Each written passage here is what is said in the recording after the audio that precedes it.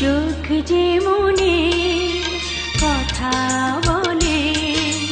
চোখে চোখ রাখা শুধু নয়, চোখের সে ভাষা